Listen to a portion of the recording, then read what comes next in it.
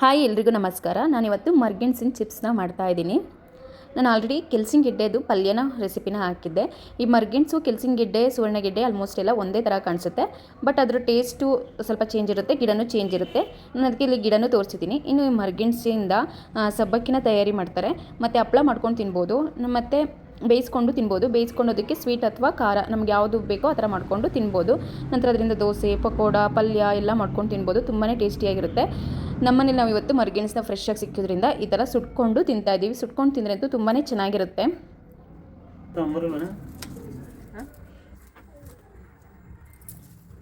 ಕೆಂಡು ಸುಟ್ಟರೆ ಚೆನ್ನಾಗಿರಲ್ವ? ಆಲೂಗೆಡ್ಡೆನೂ ಸುಟ್ಕೊತೀನಲ್ವ, ಗೋಲಿ ಆಲೂಗೆಡ್ಡೆ ಸುಟ್ಕೊಂಡು ತಿಂದಿರೋರಿಗೆ ಗೊತ್ತಿರುತ್ತೆ ಹೇಗಿರುತ್ತೆ ಅನ್ನೋದು. ಅದು ಒಂಥರ ಹೆಲ್ತಿ ಫುಡ್, ಚೆನ್ನಾಗಿರುತ್ತೆ. ಬಟ್ ಗೆಣಸನ್ನ ಯಾವತ್ತೂ ಸುಡ್ದಲೇ ಮೀನ್ಸ್ ಬೇಯಿಸ್ದಲೇ ತಿನ್ನಬಾರ್ದು. ಮರ್ಗೆಣ್ಸನ್ನ ಹಸಿ ಗೆಣಸನ್ನ ತಿನ್ನಬಾರ್ದು. ಇವಾಗ ನಾವು ಗೆಣಸನ್ನ ಹಾಗೆ ತಿಂತೀವಲ್ವ, ಹಸಿದನ್ನೆಲ್ಲ, ಆ ಥರ ಇದನ್ನು ತಿನ್ನಬಾರ್ದು. ಇದನ್ನು ಬೇಯಿಸ್ಕೊಂಡೇ ತಿನ್ನಬೇಕಾಗುತ್ತೆ. ಇದರಲ್ಲಿ ಪಲ್ಯನೂ ತುಂಬ ಚೆನ್ನಾಗಿರುತ್ತೆ. ನಾನು ಪಲ್ಯದು ರೆಸಿಪಿನ ನೆಕ್ಸ್ಟ್ ವೀಡಿಯೋದಲ್ಲಿ ಅಪ್ಲೋಡ್ ಮಾಡ್ತೀನಿ. ನಾನು ಇಲ್ಲಿ ಒಂದು ಗಿಡದಲ್ಲಿ ಮರ್ಗೆಣ್ಸನ್ನ ಕಿತ್ತಿದ್ದು ಇಷ್ಟು ಗೆಣಸು ಸಿಕ್ಕಿದೆ.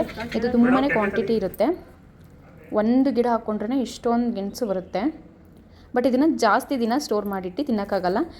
ಫ್ರಿಜ್ಜಲ್ಲಿ ಇಡ್ಲಿ ಅಥವಾ ಹೊರಗಡೆ ಇಡ್ಲಿ ಬೆಂಡ್ ಬಂದಂಗೆ ಆಗುತ್ತೆ. ಸೊ ಆದಷ್ಟು ಫ್ರೆಶ್ ಇರಬೇಕಾದ್ರೆ ತಿನ್ಬಿಡಬೇಕು. ಪಲ್ಯ ಮಾಡಿಕೊಂಡು ಸ್ವಲ್ಪ ಚಿಪ್ಸ್ ಮಾಡಿಕೊಂಡ್ರೆ ಖಾಲಿ ಆಗೋಗುತ್ತೆ. ಇನ್ನು ನಾನಿಲ್ಲಿ ಒಂದಿನ ಬೇಯಿಸ್ಕೊಂಡು ತಿಂದು ಸುಟ್ಕೊಂಡು ತಿಂದು ಸ್ವಲ್ಪ ಪಲ್ಯ ಮಾಡಿಕೊಂಡು ತಿಂದು ಇವತ್ತು ಫೈನಲ್ನೇ ಚಿಪ್ಸ್ ಮಾಡೋಣ ಅಂತೇಳಿ ಮಾಡ್ತಾಯಿದ್ದೀನಿ. ಚಿಪ್ಸ್ ಮಾಡೋದಕ್ಕೆ ಪಲ್ಯಕ್ಕೆ ಸ್ವಲ್ಪ ಎತ್ತಿಟ್ಟಿದ್ದೀನಿ. ಚಿಪ್ಸ್ ಮಾಡೋದಕ್ಕೆ ನಾವು ಕಿತ್ತಿರ್ತೀವಲ್ಲ ಆ ದಿನವೇ ಆದಷ್ಟು ತೊಗೋಬೇಕು, ಆವಾಗ ಫ್ರೆಶ್ ಇರುತ್ತಲ್ಲ ಆ ಚಿಪ್ಸು ಸ್ಲೈಸು ನೀಟಾಗಿ ಬರುತ್ತೆ. ನಾವು ಒಂದಿನ 2 ದಿನ ಬಿಟ್ಟು ಮಾಡ್ತೀವಿ ಅಂದರೆ ಆ ಸ್ಲೈಸು ನೀಟಾಗಿ ಬರೋಲ್ಲ, ಕಟ್ಟಾಗೋಗ್ಬಿಡುತ್ತೆ. ಸೊ ಹಂಗಾಗಿ ನಾವು ಯಾವತ್ತು ಕಿತ್ತಿರ್ತೀವೋ ಅವತ್ತೇ ಆದಷ್ಟು ಮಾಡಿದರೆ ಬೆಟರು. ನೆಕ್ಸ್ಟ್ ಡೇ ಮಾಡಿದ್ರು ಓಕೆ, ಬಟ್ ಫ್ರೆಶ್ ಇರಬೇಕಾದ್ರೆ ಆದಷ್ಟು ಮಾಡಬೇಕು. ಯಾಕೆಂದರೆ ಡೇ ಬೈ ಡೇ ಕಳೀತಾ ಬೆಂಡಾಗ್ತಾ ಹೋಗುತ್ತೆ ಇದು. ಈ ಮರ್ಗೆಣ್ಸಿನ ಸಿಪ್ಪೆ ಸುಲಿಯೋದೇ ಒಂಥರ ಚೆನ್ನಾಗಿರುತ್ತೆ. ನನ್ನ ಮಕ್ಕಳು ಸುಲಿತಾ ಇದ್ದಾರೆ ನೋಡಿ. ಅದು ಲೈಕ್ ಒಂದು ಗೆರೆನ ಹಾಕ್ಕೊಬಿಟ್ರೆ ಸಾಕು, ಚಾಕುನಲ್ಲಿ ಅದು ನೀಟಾಗಿ ಹೂವು ಸುಲಿಬೋದು. ಸಿಪ್ಪೆ ಎತ್ಕೊಳ್ತಾ ಹೋಗುತ್ತೆ.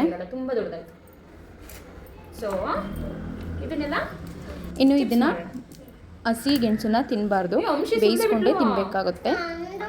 ಮತ್ತು ಪ್ರೆಗ್ನೆಂಟ್ ಟೈಮಲ್ಲಿ ತಿನ್ನಬಾರ್ದು. ಥೈರಾಯ್ಡ್ ಇರೋರು ಆದಷ್ಟು ಕಂಟ್ರೋಲಲ್ಲಿ ತಿನ್ನಬೇಕು.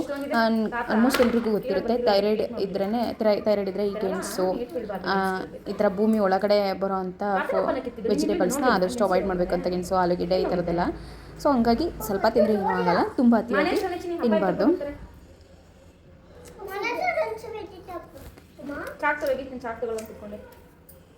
ನಮ್ಮ ವಂಶಿ ಸುಲ್ದಿರೋದು ಹಿಂಗೆ ತೆಗಿಬೇಕಿತ್ತು, ಸಿಪ್ಪೆ ಇರುತ್ತಲ್ಲ ಇದನ್ನೆಲ್ಲ ಹಿಂಗೆ ತೆಗಿಬೇಕು. ಓಕೆ, ಚಿನ್ನ ಹಿಂಗೆ ದೊಡ್ಡ ಪ್ಲೇಟ್ ತಗೋಬರಪ್ಪ.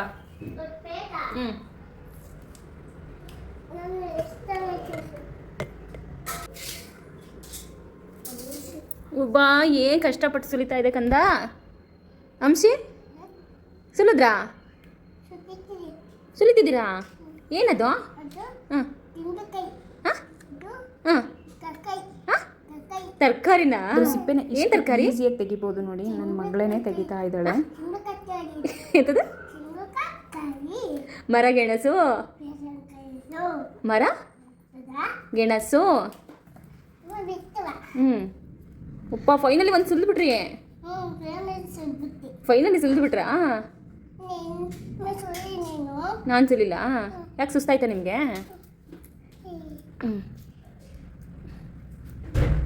ಓಕೆ ಬಿಡು, ನಾನು ಸುಲ್ಕೋತೀನಿ. ಬೇರೆ ತಗೋ ಇದು ಸುಲ್ತೀಯಾ? ಚೆನ್ನಾಗಿದೆಯಾ ಸುಲಿಯೋಕ್ಕೆ? ಚೆನ್ನಾಗಿದೆಯಲ್ಲ? ಇದು ಬೇಡವಾ? ಚಿಕ್ಕದು ಇದು ಮಾಡ್ಕೊಡ್ಲಾ? ಕಟ್ ಮಾಡ್ಕೊಡ್ತೀನಿ ಸೆಂಟ್ರಲ್ಲಿ ಹಿಂಗೆ ಕಟ್ ಮಾಡಿದರೆ ಓಕೆ. ಇವಾಗ ಚಿಪ್ಸ್ ಮಾಡೋದು ಹೇಗೆ ಅಂತ ತೋರಿಸ್ತಾ ಇದ್ದೀನಿ. ನಾರ್ಮಲ್ಲು ಇವಾಗ ಕಟ್ಟರ್ ಇರುತ್ತಲ್ಲ ಅದರಲ್ಲಿ ಸ್ಲೈಸ್ ಮಾಡ್ಕೊಂಡಿದ್ದೀನಿ. ಇದು ಸ್ವಲ್ಪ ಇನ್ನೂ ಚಿಕ್ಕ ಇರೋ ಗೆಣಸು ತೊಗೊಂಡ್ರೆ ನೀಟಾಗಿ ಬರುತ್ತೆ ರೌಂಡ್ ಶೇಪು. ಇದು ಸ್ವಲ್ಪ ದೊಡ್ಡದೇ ಆಯಿತು, ಸೊ ಅದಕ್ಕೆ ಕಟ್ ಆಗ್ತಾ ಇದೆ. ಇಲ್ಲ ನೀವು ಕೊಬ್ಬರಿ ತುರಿತೀವಲ್ಲ ಆ ರೀತಿಯಾಗಿ ದೊಡ್ಡ ಹೋಲಿರೋದ್ರಲ್ಲಿ ಬೇಕಾದ್ರೂ ತುರ್ಕೋಬೋದು. ಉದ್ದುದ್ದ ಕಡ್ಡಿ ಚಿಪ್ಸ್ ಥರ ಬರುತ್ತೆ. ನಾನು ಇಲ್ಲಿ ಸ್ವಲ್ಪ ರೌಂಡ್ ಚಿಪ್ಸ್ ಮಾಡ್ಕೊತಿದ್ದೀನಿ, ಸ್ವಲ್ಪ ಉದ್ದನೂ ಮಾಡ್ಕೊತಿದ್ದೀನಿ. ಉದ್ದ ಕಟ್ ಮಾಡ್ಕೊಳೋದಕ್ಕೆ ಹೇಗೆ ಅಂದರೆ ಚಾಕನಲ್ಲಿ ಸಣ್ಣದಾಗಿ ಈ ಥರ ನೀಟಾಗಿ ಹೆಚ್ಕೊಬಿಟ್ಟು ನಂತರ ಅದನ್ನು ಇಟ್ಕೊಂಡು ಚಾಕುನಲ್ಲಿ ಉದ್ದ ಬರೋ ಥರ ಕಟ್ ಮಾಡ್ಕೋಬೇಕಾಗುತ್ತೆ. ನಾವು ಇವಾಗ ಪಲಾವ್ಗೆಲ್ಲ ಕ್ಯಾರೆಟ್ ಹೇಗೆ ಕಟ್ ಮಾಡಾಕ್ತೀವೋ ಆ ರೀತಿಯಾಗಿ. ಇನ್ನು ಇದನ್ನು ಎಣ್ಣೆಗೆ ಹಾಕೋದಕ್ಕೆ ಸ್ವಲ್ಪ ಎಣ್ಣೆ ಕಾಯೋದಕ್ಕೆ ಇಟ್ಕೋಬೇಕು. ಇದು ನಾವು ಬೇರೆದೆಲ್ಲ ಫ್ರೈ ಮಾಡಬೇಕಾದ್ರೆ ಲೋ ಫ್ಲೇಮ್ನಲ್ಲಿ ಇಟ್ಕೋತೀವಿ. ಬಟ್ ಚಿಪ್ಸ್ನ ಯಾವಾಗಲೂ ಫ್ರೈ ಮಾಡಬೇಕಾದ್ರೆ ಸ್ವಲ್ಪ ಹೈ ಫ್ಲೇಮ್ನಲ್ಲೇ ಇರಬೇಕು. ಲೋ ಫ್ಲೇಮ್ನಲ್ಲಿಟ್ಟರೆ ಜಾಸ್ತಿ ಎಣ್ಣೆನ ತೊಗೊಳುತ್ತೆ, ಅಬ್ಸರ್ವ್ ಮಾಡ್ಕೊಳ್ಳುತ್ತೆ. ಲೋ ಫ್ಲೇಮ್ನಲ್ಲಿದ್ದರೆ ಅಷ್ಟು ಎಣ್ಣೆನ ತೊಗೊಳಲ್ಲ. ಸೊ ಹಂಗಾಗಿ ನಾವು ಇದು ಮಾಡ್ಕೋಬೇಕು. ಸ್ವಲ್ಪ ನಾನು ಎಣ್ಣೆಗೇ ಉಪ್ಪನ್ನ ಹಾಕ್ಕೊಂಡಿದ್ದೀನಿ. ಉಪ್ಪನ್ನ ಹಾಕ್ಕೊಂಡೋದ್ರಿಂದ ಜಾಸ್ತಿ ಆಯಿಲು ಕುಡಿಯೋಲ್ಲ, ಮತ್ತು ಚಿಪ್ಸು ಸ್ವಲ್ಪ ಉಪ್ಪಿನಂಶ ಇಟ್ಕೊಳ್ಳುತ್ತೆ ಅಂತ ಹೇಳ್ಬಿಟ್ಟು ಆಯಿಲ್ಗೆ ನಾನು ಉಪ್ಪನ್ನ ಹಾಕ್ಕೊಂಡಿದ್ದೀನಿ. ಇನ್ನು ಬೇಯೋದು ಹೆಂಗೆ ಗೊತ್ತಾಗುತ್ತೆ ಅಂದರೆ ನೋಡಿ, ನಾನು ಹಸಿದಾಕ್ದಾಗ ಎಷ್ಟು ಗುಳ್ಳೆ ಥರ ಬರ್ತಾ ಇತ್ತಲ್ವ, ಬೆಂದಾದಮೇಲೆ ಈ ಗುಳ್ಳೆ ಅಂಶ ಎಲ್ಲ ಕಡಿಮೆ ಆಗ್ತಾ ಹೋಗುತ್ತೆ. ಆಯಿಲು ಕ್ಲೀನಾಗಿ ಮತ್ತು ಸ್ವಲ್ಪ ಕಲರ್ ಗೋಲ್ಡಿಶ್ ಕಲರ್ ಬರೋಕ್ಕೆ ಸ್ಟಾರ್ಟ್ ಆಗುತ್ತೆ. ಸ್ವಲ್ಪ ಕಡಿಮೆ ಬೇಯಿಸಿದ್ರೂ ಚಿಪ್ಸು ಮೆತ್ತಗಾಗುತ್ತೆ, ಸ್ವಲ್ಪ ಜಾಸ್ತಿ ಬೇಯಿಸಿದ್ರೂ ಸೀದೋದಂಗೆ ಆಗುತ್ತೆ. ಮೀಡಿಯಮಾಗಿ ಬೇಯಿಸಬೇಕು. ನಿಮಗೆ ಫಸ್ಟ್ ಟೈಮ್ ಬೇಯಿಸೋದಾದರೆ ಫಸ್ಟ್ ಟೈಮ್ ಒಂದಿದ್ದು ಹಾಕ್ಕೊಂಡು ಗೊತ್ತಾಗುತ್ತೆ, ಮತ್ತು ಬೇಗನೆ ಬೆಂದೋಗುತ್ತೆ. ಒಂದು 3 to 4 ಮಿನಿಟ್ಸ್ ಸಾಕು. ಆದಷ್ಟು ಅಗಲ ಇರೋ ಬಾಣಲಿನಲ್ಲಿ ತೊಗೊಂಡು ಈ ಥರ ಹಾಕ್ಕೊಂಡು ಚಿಪ್ಸ್ನ ಮಾಡ್ಕೋಬೇಕು. ನಂತರ ಅದಕ್ಕೆ ಉಪ್ಪಿನ ಪುಡಿ, ಖಾರ ಪುಡಿನ ಉದುರಿಸ್ಕೊಂಡ್ರೆ ಆಯಿತು, ಚಿಪ್ಸು ರೆಡಿ. ತುಂಬಾ ಚೆನ್ನಾಗಿರುತ್ತೆ. ನಾವು ಅಂಗಡಿನಲ್ಲಿ ಪ್ಯಾಕೆಟ್ ಇದು ಏಗ್ ಗೆಣಸು ಒಂದು ಚಿಪ್ಸ್ ಎಲ್ಲ ತರ್ತೀವೋ ಸೇಮ್ ಹಾಗೇನೇ ಇರುತ್ತೆ, ತುಂಬಾ ಟೇಸ್ಟಿಯಾಗಿರುತ್ತೆ. ನೀವು ಕೂಡ ಟ್ರೈ ಮಾಡಿ ನೋಡಿ. ಹಾಗೆ ನನ್ನ ಚಾನಲ್ನ ಸಬ್ಸ್ಕ್ರೈಬ್ ಮಾಡದೆ ನೋಡ್ತಾ ಇರೋರು ಚಾನಲ್ನ ಸಬ್ಸ್ಕ್ರೈಬ್ ಮಾಡಿ. ಎಷ್ಟು ಕ್ರಿಸ್ಪಿಯಾಗಿ ಬಂದಿದೆ ಅಂದರೆ, ಉದ್ದ ಮಾಡಿರೋದಕ್ಕಿಂತ ಈ ಥರ ತೆಳುವಾಗಿ ಕಟ್ ಮಾಡಿರೋ ಚಿಪ್ಸೇ ತುಂಬ ಚೆನ್ನಾಗಿದೆ.